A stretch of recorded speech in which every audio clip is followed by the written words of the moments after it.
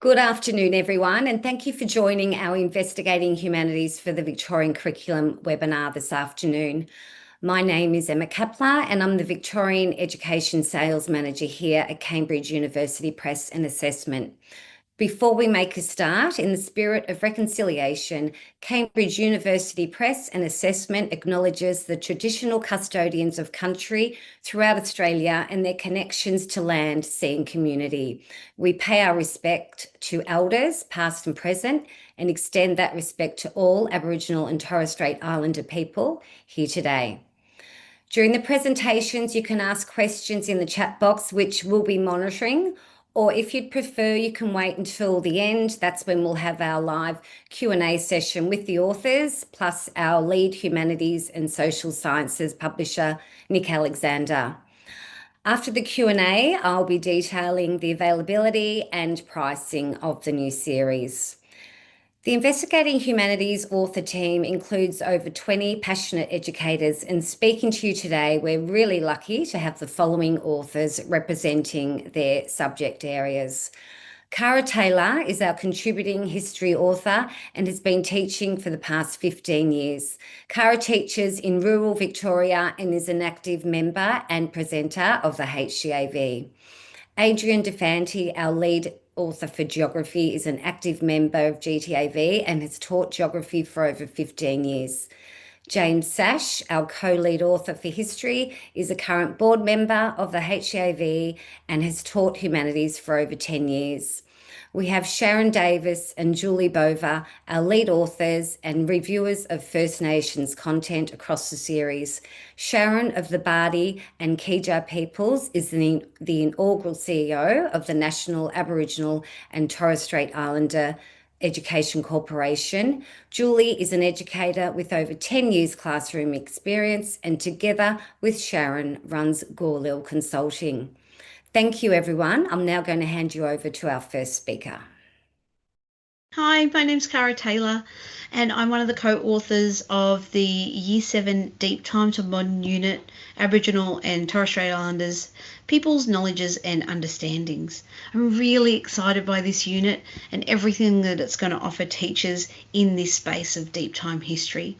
We know that this space of deep time history can be confronting from some teachers, especially if they don't have the background knowledge in it. So we've done everything we can to make sure that you guys are set up, ready to go for this unit.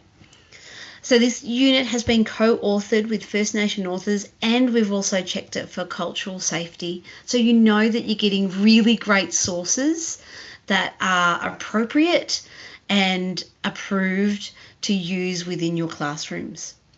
The lessons are planned out one by one, so there's no experience necessary in the space of teaching First Nations, Aboriginal and Torres Strait Islanders histories. So even if you are a seasoned history teacher who doesn't teach in this area, or a brand new out of field teacher, this textbook can really help you shape out what the unit looks like under the new Victorian Curriculum 2.0. We have taken the fear out of teaching First Nations history. People fear teaching it not because of what it contains, but because they don't want to get it wrong. So we've made sure that we've put things in place so you know that you're getting it right every single time. We've got a connection between culture and traditional knowledge, history and archaeology within this unit, so you know that you're covering all your bases when it comes to teaching Year 7 history. It's a really great combination.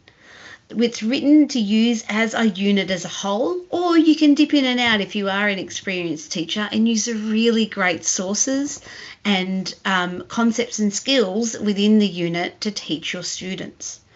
On concepts and skills, we have some really great sources. Like I've said before, we use some questioning and we make sure that our command terms are in there so you know that we're covering all of your Victorian 2.0 bases. Our online system also has lesson reviews and quizzes and some really great teacher notes. So if you are new to teaching, you can check those teacher notes and gain a little bit of a deeper understanding with some really great links to other places where you can do some further research yourself. It's strengths-based approach teaching. We're not looking at a negative case model, we're looking at a strengths-based case model. with some really great sections in this chapter, like what is country and what is deep time, and how do we teach that to our students? What is land and landscape, and where is that importance? How did things change over time, and how did our First Nations people adapt to that change? What are the technological achievements that were made from deep time to modern? What are some culturally safe protocols for preservation when we talk about archaeology side of things? It's a really well-rounded chapter to make sure that you are comfortable in teaching this great unit. Like I said earlier, you can teach it using the lesson chapters as it is. When we first started building it, it was going to be a lot smaller, but we saw the value in this education in the Year 7 space, and we made sure that we made it big enough for you guys to really explore and get your teeth into with your students.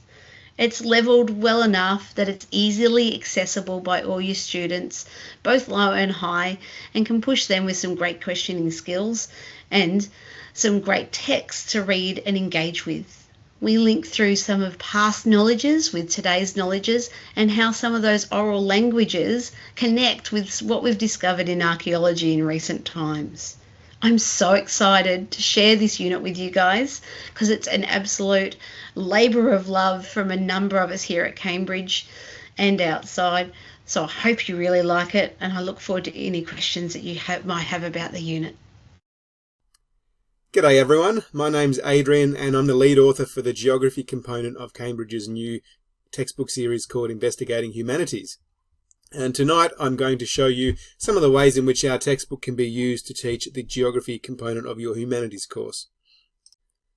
When we were designing this textbook, there were two main challenges that we aimed to overcome. And the first one is the number of geography teachers and humanities teachers who are teaching out of field, which means they may not have had much tertiary education or background in their particular discipline. And also the perennial problem facing all teachers, which is a limited planning time. So in terms of out of field, geography in particular has a very large number of teachers who are not necessarily geography trained. And so we've made this textbook really hopefully easy for them to use, and they can be confident that if they're using this textbook, they are teaching very high quality geography. So we've made sure we've addressed the key knowledge explicitly, but also arranged that in learning sequences to help students to understand this content. We've also included a wide range of geographical skills, and there's lots of support resources for these throughout the textbook in terms of instructions for students, but also instructional videos and also tips for teachers. We've made sure these skills cover a wide range of traditional skills such as mapping skills and data analysis skills, but also the use of a wide range of digital resources, Google Earth Pro, geographical information systems, digital elevation models, lots of websites with data analysis opportunities, that kind of thing. We've also made sure that all 7 key geographical concepts are used quite a lot throughout each of the lessons, and each of the units covers all 7 of those. And the use of those is applied in lots of different ways and in increasing complexity throughout the years. We've made a big deal of case studies. There's some quite in-depth case studies in here that are 3 or 4 pages long, entire lessons that are dedicated to case studies. And we've also included lots of fieldwork ideas for each of the units. In terms of limited planning time, the idea with this textbook is you can purchase this for yourself, and your students can purchase this, and you don't have to gather any other additional resources. You don't need to go trawling through YouTube for videos or looking for your own stimulus or lesson starters. It's all there for you, ready to go in one package deal. So we've organized our learning into lessons, and these are structured in a way that it's logical, so easy for students to understand. Each of these lessons has a focus question, learning intention, a lesson opener activity, and at the end of each of the lessons there are review questions and extension activities. There's suggested answers for each of these. There's lesson quizzes, there's unit quizzes, and there's also assessment options for the units as well. So all the formative but also summative assessment that you could need is all contained here in our textbook series. And here's an example of what our textbook actually looks like. This is chapter 14 from the Year 8 textbook, which is the first of 2 chapters in the Changing Nations unit. And so it begins with an overarching investigation question, and then we have here 9 lessons for this particular chapter. And each of these lessons is designed to be a literal lesson. So if you have, for example, 50-minute periods or hour-long periods at your school, then each of these lessons is designed to correspond to each one of those periods. Obviously, we know in the real world, some will take longer, some will take shorter, but you can hopefully finish this particular chapter in 3 or 4 weeks, and then the second of the Changing Nations in 3 or 4 weeks, and there's nearly a term's worth of work for one of your 2 geography units for Year 8.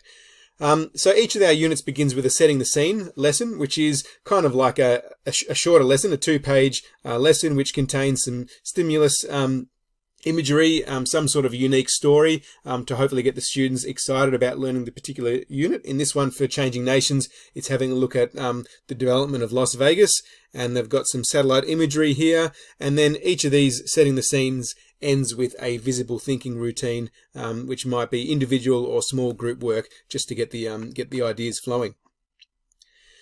Then here we have the first of our proper lessons. So it begins with a question, a learning intention, and a lesson starter activity, which these are designed to be a quick 5-minute activity linked to a stimulus image, which might be a photo, satellite image, it might be some data, it might be a quote, or it might be a short video clip. And the students tend to have some brainstorming questions or some analysis questions or some discussion questions to begin your lesson. Each of our lessons has, we've tried not to make it too much reading for students. So in this case, probably about 200 words worth of actual reading. Throughout the text, there's glossary terms which are defined in the margin here rather than forcing students to flick through to the back. It's all there ready to go. There's each of our lessons has several different types of data. So here we've got some bar graph, and we've got some line graphs here, some photography here, but also a choropleth map. Now in this choropleth map, we have a concept and skills builder. Each of our lessons has a concept and skill builder where students learn a unique skill. They tend to have some instructions for students. Sometimes they also have links to an instructional video, and they increase in complexity from Year 7 through to Year 10. And they cover all the skills you would expect: map analysis, data analysis, graph analysis, annotated photographs, but also adding layers to a GIS map in Google Earth Pro, those sorts of things. Each of our lessons ends with a review, which has review questions that may begin with some basic comprehension stuff, but also some explanation, some data analysis, and then also some extension or research tasks, which are not just something we chucked in at the end. These were some legitimate activities that we've designed that may link to additional websites or additional resources, or be longer discussion type questions, extended response questions, that kind of thing. And they could be used for some assessment as well. So this is the third lesson in this particular unit. Similar sort of length, 200 words of reading, concept and skill builder. In this case, students are using Google Earth Pro to have a look at historical satellite imagery. And so there's a QR code, but also a link in the digital textbook, which will take them to a screencast type video, YouTube style video, which has all the instructions on how to use that technology. So even if you've never used it before as a teacher, your students will be fine to go and explore that resource and answer the questions. Lesson 5 here is the first of the case studies in this unit. So this one is looking at why Jakarta is sinking. And so our case studies are, in this case, 4 pages long. So this is an entire lesson focusing on this case study. And so that gives students enough time to analyze all of this data, but also do a little bit of research, and also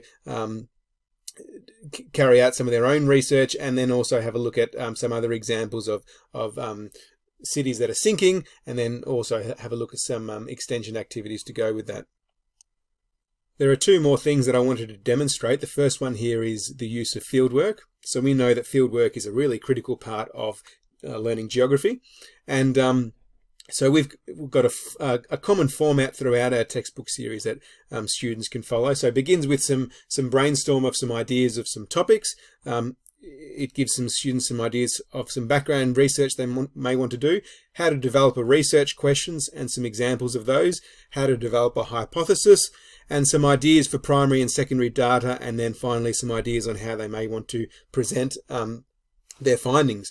So we know that realistically this is not enough to go out and do a field work, but it will allow students and teachers to work together to design a fieldwork investigation, and it provides students with a basic format in how to present their data and their analysis and their findings.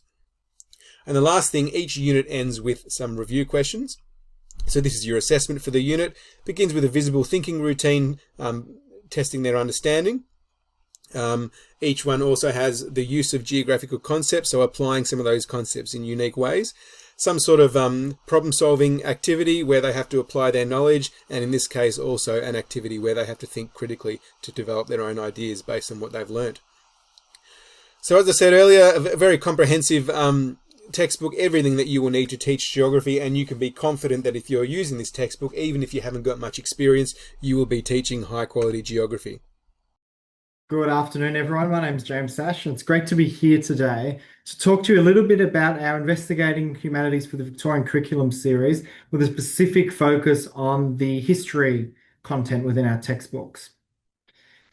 Obviously, as the name suggests, we're strongly aligned to the Victorian curriculum. We can guarantee that.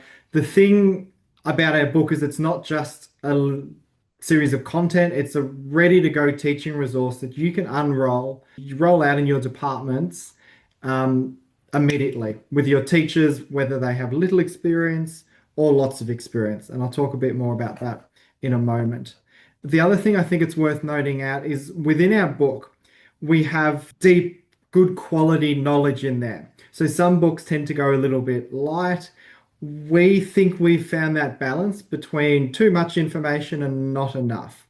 So there's good quality depth of knowledge within our books, and it's all written in language that students can access and understand. Before I get into talking about our history chapters and the activities that are within those and why this resource is ready to go and roll out in your classes, I just want to touch on some of the planning resources that we've added in here to make your life a little bit easier. So we've got unit plans, or as we call them here, the investigation planners, lesson by lesson, Victorian curriculum alignment, key learning goals, and then also a bit of a map for what you could look at in class using the lesson within the textbook as a starter. So this is a really good document to help stay on track with the other people in your department, to meet curriculum documentation requirements potentially. And of course, it's editable. So this is sort of a starting point from where you use your expertise to continue to build on those units. And that's one of the great things about these books is they are absolutely ready to go. And if you had a graduate teacher or even a PTT in your department who needed a lot of support and planning and highly scaffolded support, this is a really, really good resource for that. It's also a really good resource for the experienced history expert. They don't necessarily have to follow the lesson structure tightly, but they can use their expertise and pick the bits that are the most relevant within them, because there is an absolute depth of source material and high quality activities and factual informations within our books. That's just another example of what our investigation planners, Australia's political structure, looks the same, but just on a different topic. I just want to really quickly show you some of the things we have in our online teaching suite, some of the resources that could be useful for you, with the fairly standard access to PowerPoints, chapter summaries, lesson starters, downloadable, suggested responses downloadable, and all of those sorts of things. You can, of course, access the textbook offline. Chapters there are downloadable. Suggested responses as well. You can download them and use them with you in class. If you don't have time to prepare your own, we've got them there ready to go for you. One of the cool things we have within this online teaching suite when you're viewing the book is these teacher note sections. So you can see the little red T there. There's a green arrow pointing to it. When you click on that, it brings up a little box that gives a kind of insight that's useful for you as a teacher to know. So it could be highlighting a common misconception. It could be adding a little bit more detail. It could be another little activity you could use with your student. So they're really applicable, really accessible, and provide some useful tips for you as you're working through our lessons. We also have the ability to plan lessons. The task manager is really useful if you're away. You can set a bit of a sequence of work, as you can see there, but can also be good if you're there, if you want to set the students up with a few tasks to go, and then you can go around and work with them. Of course, we have quizzes, multiple choice within each lesson. We have the short answer questions as well, access to answers, again, just to make your life a little bit easier. We have downloadable worksheets of each of the lessons as well. I know this is really useful. Sometimes students have various reasons why they can get a bit disorganized, but the worksheet keeps it all together and they don't have to spend time drawing up a page and finding the book, but the worksheet makes it really easy and a consistent place to do their work, as long as they then have somewhere to keep that worksheet, obviously. There's the ability to build tests. So it's a bit tricky to see here, but this is from our ancient Rome chapter. There's some, you can pick the different lessons in there, and there's some questions that you can pull out to essentially build your test. So it's not just a one test you can download, but there's a series of questions in there, and you can build a test that suits your class, your context, what you've covered within your lessons. Now I just want to jump into some of the history specific stuff within our lessons and within our investigations, which is our word for topic. There are overviews, obviously, in Victorian Curriculum 2.0. We think they're important. They provide context of the period. They introduce students to key terms, key people, key places, and help build that background knowledge so they can effectively engage with the investigations within the curriculum. I know this is one area where some publishers have not really looked at or really briefly, but we have a good degree of detail in there on each of those overviews. Of course, it's up to you how you use it. It's there, and if you want to use it, it's got the activities, the source material, and the same high quality engaging layout and things to do that we have in our other chapters, but it's there and a really, really useful tool for building that background knowledge. I'm just going to show you a couple of firstly, so setting the scene. At the start of each investigation, we have an engaging hook to start each chapter, and often it's a story. As history teachers, we know the power of narrative and the power of story, and it can be particularly good at eliciting student engagement in the topic and just piking that interest in them at the start of a chapter. You can see one there from year 8, a little bit about the Black Death. They're full of source material and some stories, and some of them are really quite quirky and interesting, and I really enjoyed reading some of these setting the scene sections. We have lesson starters, activities that provide instant hooks into the lesson. Source-based, they use visible thinking routines, see, think, wonder activities, think, pair, share activities, which again, you can use that source and tailor the activity to however you want if you like, but they are really good quality activities we have there that are ready to go as soon as the students walk in the door. Think, puzzle, explore. There's another thinking routine learning starter that we have, and you can see a whole different range of source material. We do have written sources as well. It's not just the visual sources within these lesson starters. We have an amazing range of activities in these books. So every investigation has a concept and skill builder, which links to one of the Victorian curriculum skills and concepts. And then at the end, we have your, I guess, more traditional review questions. So that's a consistent structure through all of the chapters. Our activities, concept skill builders related on those, based on those historical thinking concepts. They're self-contained. Some of them prompt further research, but the majority of activities are self-contained, which I think is really valuable. It's good to have that balance. You don't want all the activities being go research, because obviously we know our students need a lot of support and structure around that. So we have a great range of activities linked to historical thinking, skills and concepts. There's another example of analyzing historical interpretations. You can see there we have written sources, we have visual sources, and some really interesting questions to help the students pick those sources apart. Some more examples, different kinds of sources again, combinations of sources, asking students to work with different kinds of sources and drawing the perspective out of those, looking at interpretations of history, dealing with historical significance. So we look at them all. In most chapters, you'll see each skill touched on at some point. So regardless of which pathway you choose through the curriculum, there's resources there to help you teach significance and cause and effect and continuity and change. I alluded to our review questions at the end of the chapter. There's the ability to do them online. Of course, they're in the book. There's the ability to do them handwritten as well. They use task words and they help to capture the key ideas of the lesson that students have been working through. We've built some quite comprehensive chapter reviews. Comprehensive, again, not because we expect everyone to use all of it, but so you can choose what works for you. So we've given you a lot of high quality things and you can pick the things that fit for you. So there's some brain dumps there, opportunities for retrieval practice and embedding those good study habits. We give a list of the key topics and we ask students to think, what have they remembered? Write that down. Retrieval, obviously strengthening memory. There's some making thinking visible activities and they really vary by chapter. You can see an example of I used to think, now I think. We also have some that engage with sources as well. Lots of practice questions that, again, you can choose how you best want to use those in your class.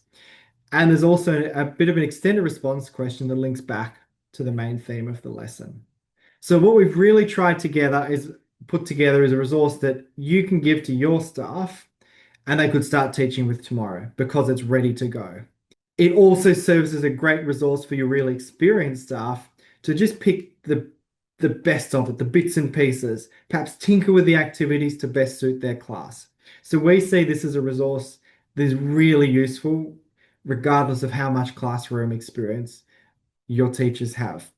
It's rigorous, it's well planned and structured, and there's variety of activities, starters, historical skills and concept activities, and review activities. There's great variety in there. Thank you very much. Hello, everyone. I'm Julie Bover, and I'm here with Shaz, who is a non-binary Bardi-Gidja person. And I am a settler, and my pronouns are she, her. We are here to have a conversation about how you can use the additional resources that we've created on cultural safety as part of your own professional learning journey. This content has been designed to help you get the most out of the Humanities series. By engaging with this learning, you'll be better prepared to teach the lessons that we've written throughout the texts, and you will have the support you need to get it right. Thanks, Julie. And hi, everyone. These resources are here to support you to reflect on your own positionality.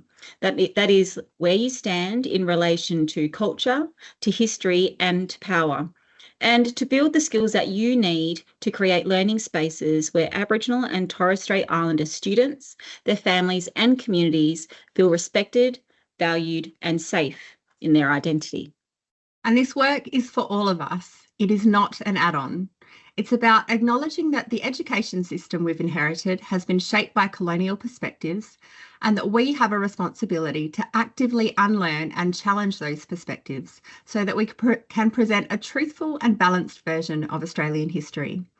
This learning also supports your commitment to the Australian Professional Standards for Teachers, particularly 1.4, which is Strategies for Teaching Aboriginal and Torres Strait Islander Students, and 2.4, which is Understand and Respect Aboriginal and Torres Strait Islander people to promote reconciliation between Indigenous and non-Indigenous Australians.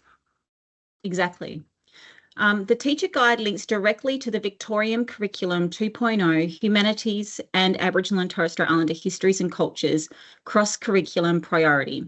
And we've also included a student cultural safety guide in the series so that your students are supported too. But it starts with us as teachers. That's why we recommend using these resources as a professional learning opportunity before you begin teaching the Investigating Humanities series. This way, you're entering the classroom already grounded with respectful approaches, and you'll be better able to support students to engage with the content in respectful ways too. Yep, absolutely. So one activity that is great for this is activity 4, which is reflection on cultural experiences. This activity invites you to reflect on your own learning journey in relation to anti-racism. It's not a test and there's no right zone to be in. It's about being honest with yourself. That's right. The activity takes you through 3 zones and you can see them on the screen here: the fear zone, the learning zone, and the growth zone. In the fear zone, you might notice discomfort in talking about racism, or times you've stayed quiet when you could have chosen to speak up. The learning zone that you can see on the screen there is where you're actively seeking to understand. That is listening to Aboriginal and Torres Strait Islander voices, being open about your own gaps and starting to shift your thinking. And the growth zone then is about taking action. So speaking out when you see racism, changing your practice, advocating for systemic change, and supporting others to do the same. Absolutely. So doing this kind of reflection, it really helps you to understand not just what you teach, but how you teach it in ways that respect First Nations perspectives and knowledge systems. It also helps you guide students so that they can approach the content with that same respect. And in hand with all of that, we say to you, you should keep this terminology guide close at hand, because it's not just a list of words, it's a living resource to help you speak and write in ways that affirm identity, avoid deficit discourse, which is a really big issue when we're talking about Aboriginal and Torres Strait Islander peoples and cultures, and reflect the strengths and diversity of Aboriginal and Torres Strait Islander peoples. Absolutely. Language matters. When we use respectful language, we're signalling to our students and to the communities that we're working with that we see them, that we respect them, and that we value their knowledge. This work is also stronger when it's done together. Working through these resources as a team, for example, in a PLC, a professional learning community, can deepen the conversations, share accountability, and ensure that the shift isn't just at the individual level, but across the entire school. Exactly. So when cultural safety is embedded across a staff team, it supports whole school improvement, right? Making the learning environments better for every student and helping the whole community engage with truth-telling and respect. So our invitation to you is to slow down with these resources, approach them with curiosity and humility. Remember that cultural safety is determined by the people that you're engaging with, not by us as the teacher. Yeah, 100%. And know that the more you engage with your own personal reflection, individually and as a team, the more equipped you'll be to create spaces where students feel safe and valued and ready to engage with the truths of our shared history. It's really important. We hope you find these resources useful, both for your own growth and for building respectful, inclusive school communities. So thanks so much for joining us. We really look forward to hearing how this reflection shapes your teaching, your students' learning journeys, and your whole school approach. Thank you. Dalia. Thank you, everyone, for your wonderful presentations. We're now going to move over to our Q&A session with our authors and Nick Alexander, our lead Humanities and Social Sciences publisher. Thanks, Emma, and thanks, everybody, for attending. First of all, I'd like to ask Sharon and Julie a few questions. Thanks. So, Sharon and Julie, could you please tell us which lesson that you co-wrote are you most proud of and why? Sure, I would love to. For me, it was definitely the landforms and landscapes lesson. I had been following the story of the I can never say Gunditjmara. People struggled to maintain their cultural ties to their directions trees and birthing trees, and were standing up against Vic roads, and yeah, it was something that I'd kind of been following for a very long time and never was able to go along to. So it was really wonderful to be able to use that situation to kind of highlight for students and for teachers as well the different viewpoints of culture, country or land for Aboriginal and Torres Strait Islander people and non-Indigenous people. And we brought in a lot of Aboriginal voices and were able to show a lot of different perspectives through that lesson. And yeah, for me, it's a really important current event that students can learn about what country means for Aboriginal and Torres Strait Islander people through. Yeah, I agree. I think that was a good one. And also being able to talk about First Nations resistance in really strength-based ways, I think is really important. also there was the chapter, that work that we did for me personally. So my mobber from the Kimberley, north of Broome, and lots of sort of remote communities in the north do tourism, or they do sort of entrepreneurial stuff. And my family is one of the families who do gubbinge powder, which is a health powder. You might have heard it as kakadu plum, but we call it at home gubbinge. And it's that really important ground down fruit that has really high levels of vitamin C in that. So to be able to talk about First Nations people in entrepreneurial ways, in ways that sometimes we're not often, put that light on us. We're sort of sometimes in the past, or we're sort of in the history books, but this is about taking that ancient knowledge and being able to create a self-sustaining business for yourself on country, and that still keeps country healthy, but also gets to share ancient knowledge with everybody else. So I think that entrepreneurial work was really good too. Yeah, thanks very much. It's always nice when authors can have a personal connection to the things that they write. Mm-hmm. Could you please give us some examples of ways that your feedback has improved the work of other authors on the series? Absolutely. We've noticed, so the work that we've been doing is, as Nick mentioned, writing a few of the lessons, but also supporting other authors with thinking about how to reduce deficit discourse and use appropriate language and terminology when referring to Aboriginal and Torres Strait Islander peoples and cultures. So that is something that we noticed when we were giving feedback. The next time we received text from whoever it may have been who was authoring that text, we found that that those had been taken on. So that is really fantastic. And it's also wonderful to work with a group of authors who are so keen to take on feedback. Teachers, we're all lifelong learners, and we really appreciate, and it feels very fulfilling to know that we can give that openly, and other authors can take it on. So yeah, deficit discourse is a big one. One of the kind of barriers to doing this work, especially when we're thinking about history, is that we all of us at our age, that the authors are. What do you mean? In your 20s? Our age bracket. Oh. We didn't get to learn the truth about Australian history through our own education, or even our graduate degrees to become teachers. And so it's hard to know what you don't know. And we do engage with Aboriginal and Torres Strait Islander perspectives in our personal lives.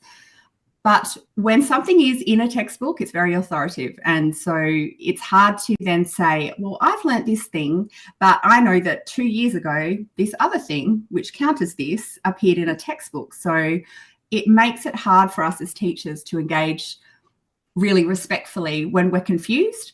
And so as really putting a strengths-based approach to counter that deficit discourse is one way of engaging in truth-telling. So we found that has been great. Would you like to chat about terminology? That's one thing that we've kind of taught, using the Gulil terminology guide. So we use that ourselves. Obviously, we don't need to use it, but it is something that as we remind people, as authors, as we're going along, that terminology is getting picked up and is becoming more and more strengths-based. Yeah. I think it's also the concepts that lie behind it. So everybody wants a list. Give me a list of the words I can and can't say. Give me a list of the books that I can and can't use. Whereas we, in our work at Gulil, we try to do that concept stuff in the background so that you're engaging in that self-reflexivity work first, knowing about your place in the space. So then it changes the mindset, the mind set that you have at the time to be able to think more in a, like Julie said, a strength-based way, avoiding that deficit discourse. So your brain's not so clogged up with right and wrong, which things to say or what not to say. You're coming from a place of knowing, your place in the space, and it changes everything. So we're finding that even the books that we sort of review, any of the professional learning that we do with teachers, being able to start from that self-reflexivity place means that the stuff that comes out, the resources that you produce, the way that you teach, the curriculum resources that you choose to teach with, tend to end up being causing less harm or no harm. So it's an important way of working, we feel. And very lastly, I just want to add one more thing, is it's really important for us to bring Aboriginal and Torres Strait Islander voices into the resources, so that if we're talking about anything to do with Aboriginal and Torres Strait Islander cultures or people, those ideas are coming from Aboriginal people themselves, rather than a non-Indigenous person's voice that has not had the privilege, I guess, to be engaged with Aboriginal and Torres Strait Islander people. Nothing about us without us. Yeah. Thanks very much. And just finally, how do these resources benefit all students? Look, I think the phenomenal, a big kudos, not to say because I've got a Cambridge thing behind me and we're talking about Cambridge texts, but the work, the transformational change that I think that Cambridge has done over time, and particularly with this series of work, and I work in the education space nationally, is quite unlike what I've seen other publishers or people who provide textbooks to students do. And by providing that little chunk of work for teachers to be able to understand cultural safety in the beginning of that work, makes not only the teaching resources current, that they do less harm, but they're actually and good for First Nations students. But what is good for First Nations students is good for everybody. And unfortunately, that's not necessarily the case the other way around. So if you, and like Cambridge has done in the chapters that we've reviewed, or the ones that we've the bits and pieces that we've written, if you can make something so when a First Nations student picks it up and it causes no harm, they can see themselves in it, that works for everybody. And I think, it does make these set of chapters and these books, these resources, very different from what you get elsewhere. You know, it's kind of like when I often say teachers sometimes they want to go straight for the culture stuff. They just want to know about it and want to teach about it, or like all that really cool stuff, the really good stuff. Kind of like when you're having dinner, you want to go straight to avoid that Brussels sprout part. I want to go straight for the steak, or even skip that and go for dessert. But instead, we're sort of making available a little bit of extra help to help do that self-reflexivity work first that we talked about before. So then what you do afterwards, the way that you teach, the things that you choose to teach with, they cause no harm and are actually good for First Nations kids and all kids. Thanks very much. And you've got to go and catch a plane, so I do. Thanks for joining us, Shaz. It's great being here, Deadly. Keep it up. Galia, you mob. Thank you. All right. Adrian, could I jump to you? We've got a question which I think is right up your alley. How have we integrated geospatial skills and using GIS tools with geographical concepts? Hi, everyone.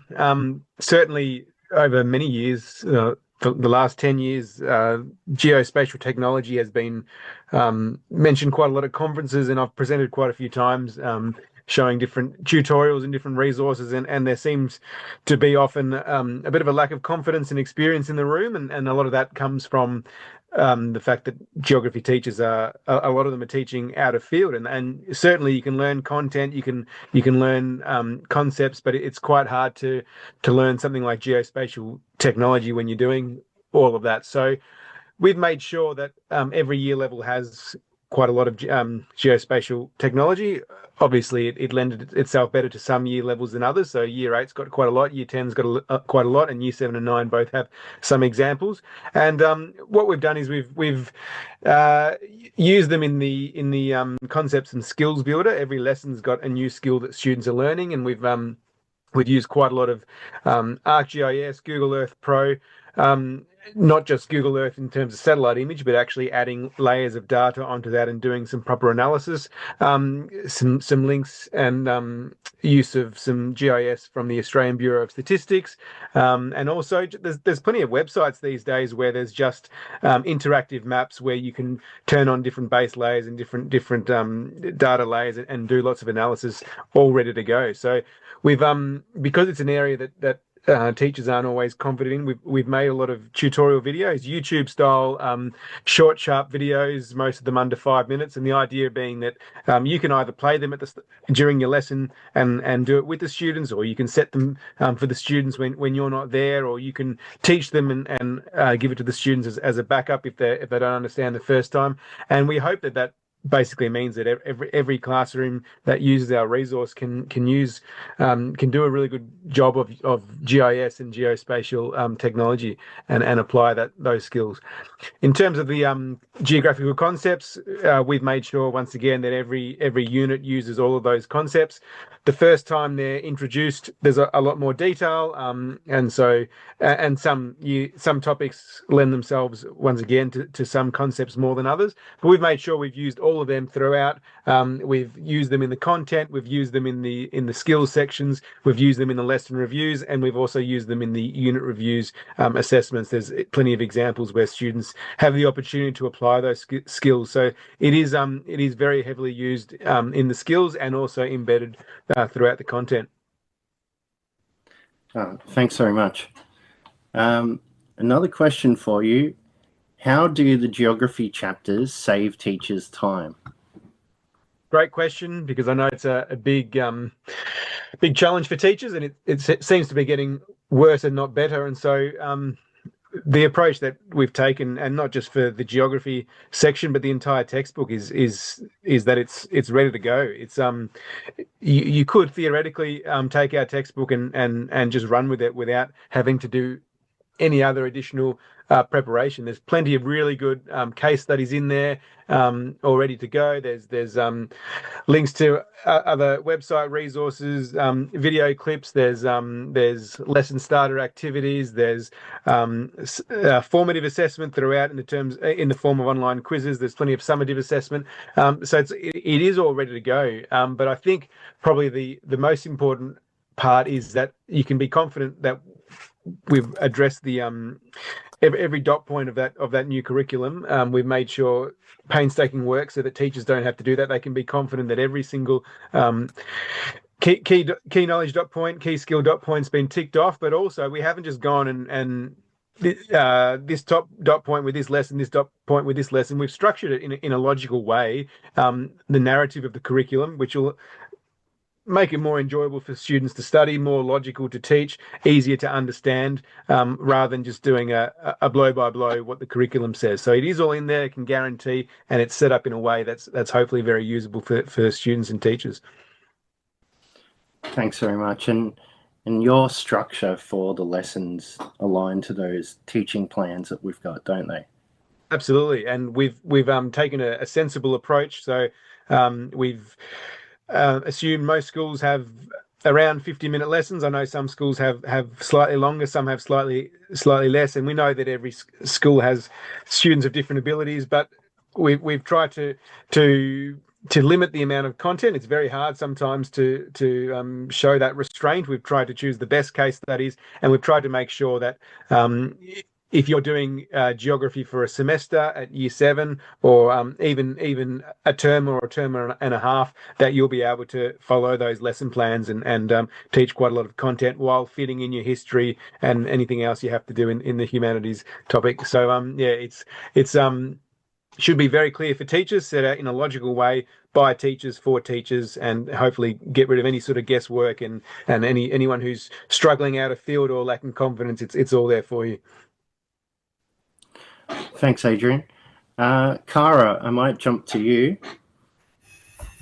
Sure. Thanks for joining us. Just a couple of questions.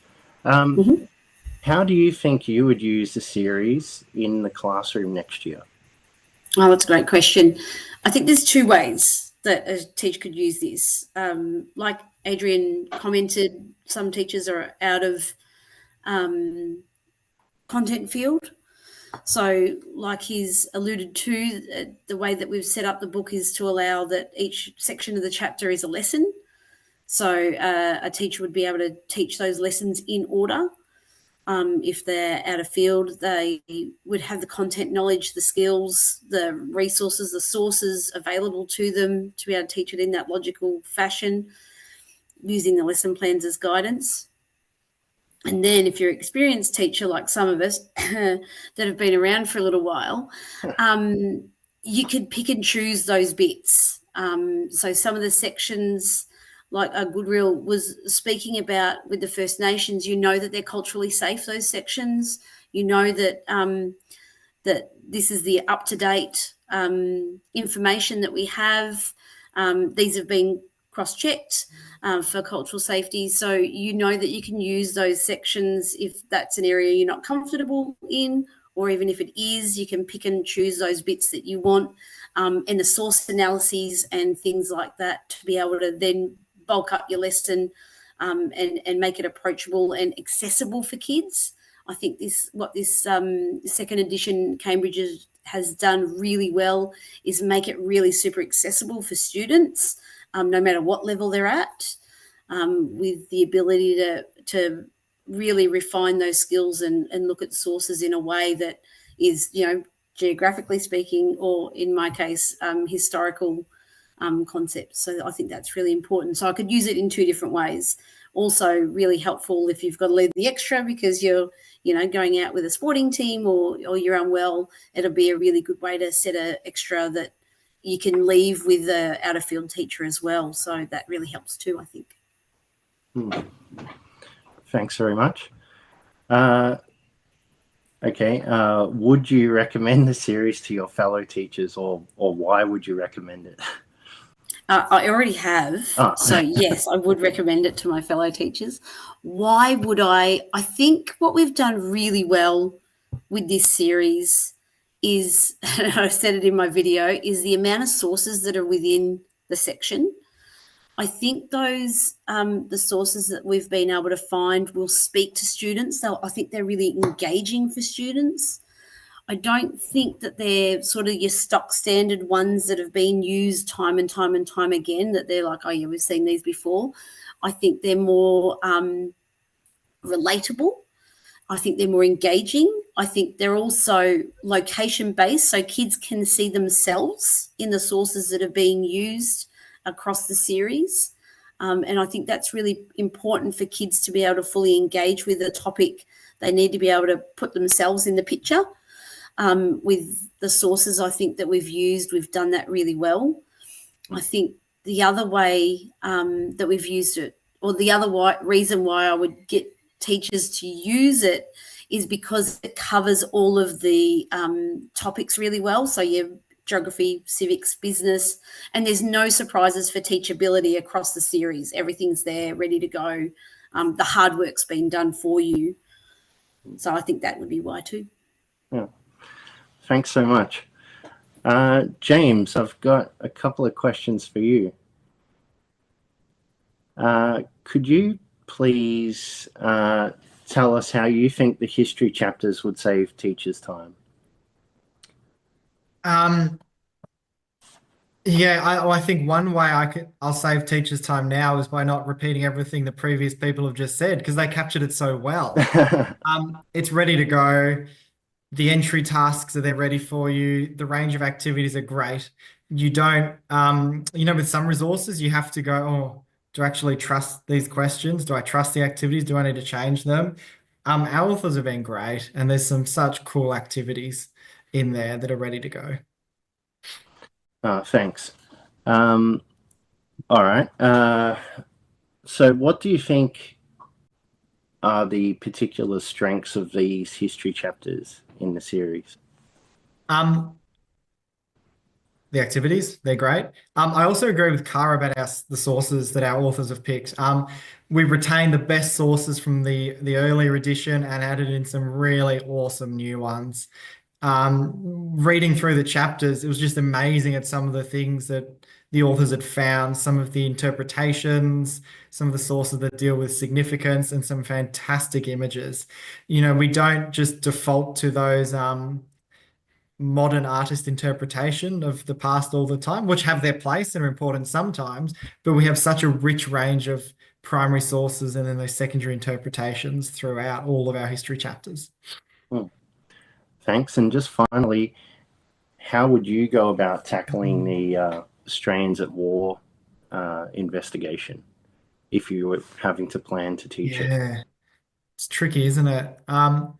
So obviously our book at Year 9, you've got the World War One in print with World War Two and Holocaust accessible online. And for the Year 10 book, you've got Holocaust World War Two in print and World War One available online. So we did that to give people flexibility because I think the flexibility is needed.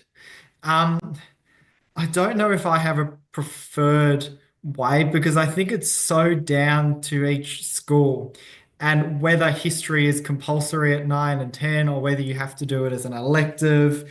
I think every student should know about Australian involvement in war. Every student has to know about the Holocaust. So I think schools need to make a plan that enables them to teach that. Now, of course, all the topics at 9 and 10 are really important as well. So yeah, I'm not sure. I can see the benefits to having them in separate years per the old curriculum. I can see the benefits to making it into like a super unit to get that narrative going through within the same semester or year or whatever it is. So I guess I don't have a preference, but I like that we've given people the flexibility because I know schools that have gone both ways. Okay. Thanks very much. I think we've only got time for maybe one more question. I might just go back to you, Adrian. Sorry, it's a video specific question. How would you use the geography skills videos in your teaching? Personally, I mean, one thing I'd use them for is to give myself a break, as in we don't have to be the ones talking all the time. So putting on a 5-minute video before a 15 or 20-minute task, I think on a busy day is really useful. I would also, it's really good to ensure that there's consistency among the teaching team. So we have in our Year 8 team, for example, at my school, we have 2 of us who are very keen, very qualified geographers. We have one who's a little bit soc, a little bit geography, and one guy who's history and never done much geography. So we can make sure that it's not just my class and one of my colleagues who get to do all the good geography activities. Everyone in our team can do that together because we have that consistency of those skills videos. So I think that's the most important thing. But also flip learning. A student, misses class because of the volleyball tournament, they can still do all those activities because they know that we don't have to pull them aside and reteach them. It's all there for them. Thanks very much. Well, thanks a lot to the authors for the Q&A, and back to you, Emma. Thank you. Thanks, everyone, for those amazing questions as well. I've just got a couple of slides to run through quickly for you here. So I've got the publication dates on screen. You can see that Year 7 is just about here. So we do have our advanced copies of that textbook at the moment, and we have complete samples of all the other year levels. So I would encourage you to get in touch with your Cambridge rep. I've got their details, which I'll share with you in a moment. We'd love to come out, run you through all the features and show you exactly what the authors have just been speaking about with you this afternoon. We also can run you through the amazing digital platform that supports the series. Here's your pricing, and the online teaching suites will be given to you complimentary if your school book lists or if you purchase some class sets. We can arrange access to that, but you really do want to get your hands on the amazing resources that are included in the online teaching suite. The lesson plans that we spoke about, PowerPoints, there's so many more great resources that will save you time there. Now, here are your education resource consultants. So I look after the Bayside and Mornington Peninsula areas. We've got Lamone, who looks after the north of Melbourne and northern regional areas. We've got Kim, who looks after the east and southeast, and Marcus, who looks after Western all the way to Mildura as well. So please do get in touch with them. They would love to come out and show you all the resources that we've spoken about. So just another note to let you know that this webinar has been recorded. You're going to receive the link to the recording next week. You're also going to receive a feedback form, and this is where you can select the year level textbook that you would like to receive as your complimentary book for coming along and attending the session this afternoon. On behalf of Cambridge University Press and Assessment, please join me in thanking our amazing authors for their contributions, and thanks to everyone for attending this afternoon. I hope you all have a lovely evening. Thank you.